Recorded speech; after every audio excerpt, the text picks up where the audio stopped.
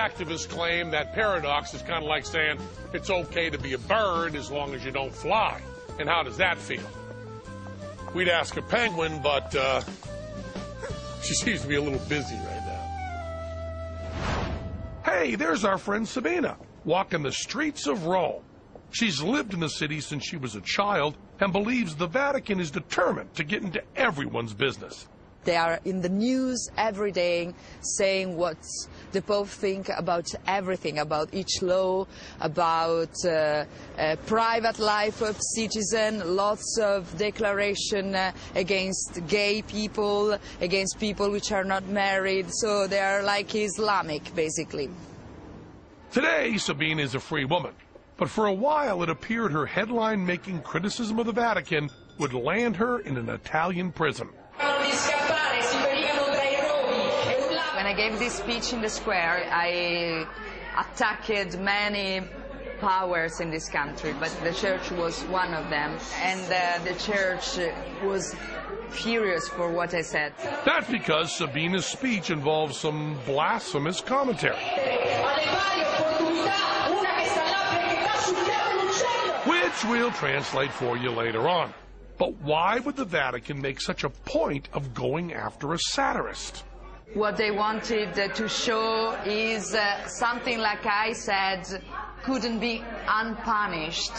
But why? Isn't Italy a democratic republic, you know, a free country? It's not a free country, actually, at all. Right now, there is no freedom of expression, but we will take it back, and I like the fight.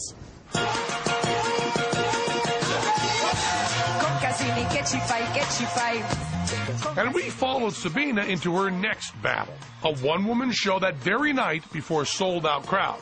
Here she will bravely revisit her controversial remarks that got her into trouble before. But Sabina is not the only one the Vatican would like to silence. I'm Jewel Castex, survivor of sexual abuse in the Catholic Church. The #1 goal of every bishop, and a part of the vows that they take when they become bishop, is to protect the church from scandal. And protecting the church from scandal means that documents, witnesses, and victims are kept quiet and shuffled away. Castix is a regional director for SNAP, a survivors network for people who've been abused by priests.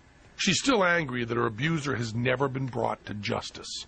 He was protected by the exact same system that protects all of these priests, which includes orders directly from the Vatican, which require that every diocese have secret personnel files that no one gets a hold of. Those files are kept on every priest ever accused of sex abuse against a child. They're kept confidential, not to protect the victim, to protect the priest. Yeah, fuck! The greatest hypocrisy in the church today is that child protection is not the most important thing. Patrick J. Wall, Senior Consultant, Law Firm of Manley and Stewart. Wall is a former priest who now works for a law firm that prosecutes sex abuse cases involving the church. His firm's been swamped since the bombshell discovery of a secret Vatican document in 2003. It's called the crime of enticement, which they discreetly write in Latin. Crimen Solicitationis is an interesting document published in 1962 and is an order to all archbishops, bishops, cardinals, and heads of religious orders on how to exactly deal with an accusation of childhood sexual abuse by a cleric. So, how did this confidential document come to light? Did Jesus return and expose the Vatican's little secret? There was a priest on the west coast here of California who was being accused of sexual abuse of a minor. And in a way to try to get back at the church, he got one of his buddies who was in the congregation in Rome to give him a copy of the document. And then he gave it to a lawyer, and from there, it took off. Why all the excitement? Because the document contains actual proof of an organized Vatican cover-up. Specifically, this little McNugget.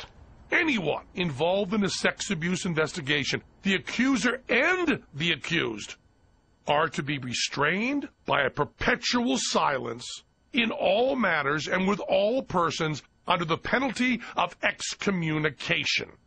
That's Vatican for shut your fucking mouth or go to hell. The only way to really go after the Vatican is through the civil lawsuit system. You touch their money and you will get their attention. All of a sudden now, we have an opening that never existed in history. Through the courts, we now have the ability to sue the Holy See. This direct legal threat has led to the Church offering half-hearted mea culpas.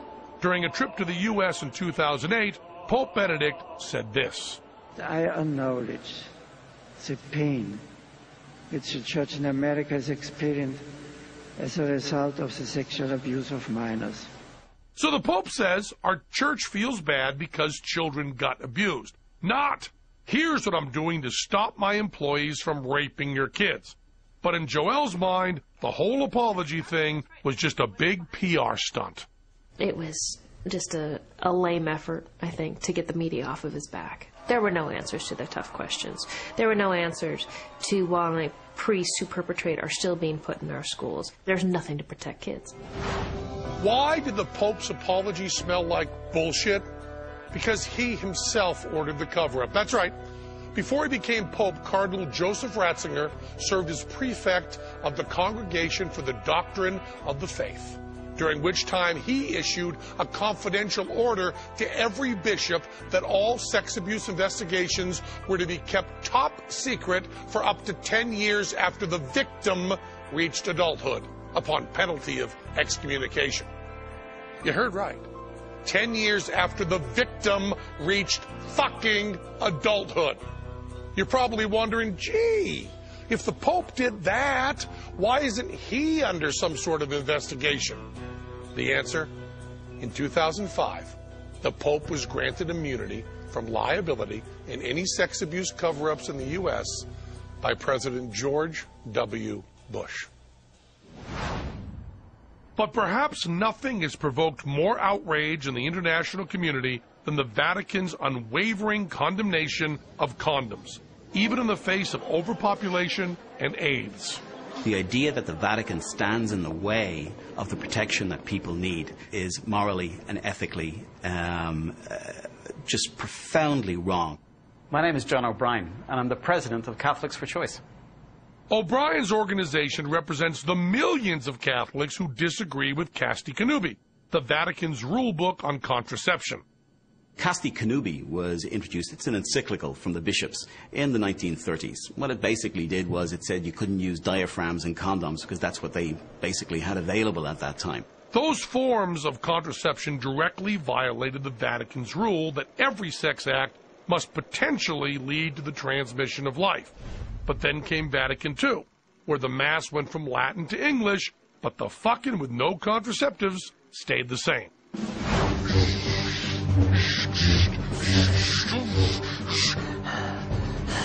Casti Connubii, and so we meet again. The circle is now complete. I was but the learner, and now I am the master. Your powers are weak, Casti Connubii.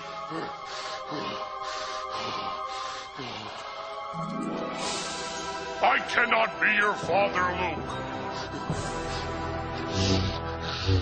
They thought that if they said, you know, we've changed our minds, we got this wrong, we're going to allow contraception, they thought that Catholics would say, well, we want to change everything and anything about the Church. They don't really trust the people. That's one of the problems. I'm Robert Blair Kaiser, member of the Vatican Press Corps since 1962. They don't give the average Catholic a lot of credit for having any kind of common sense at all, or even a sense of morality. And yet trust themselves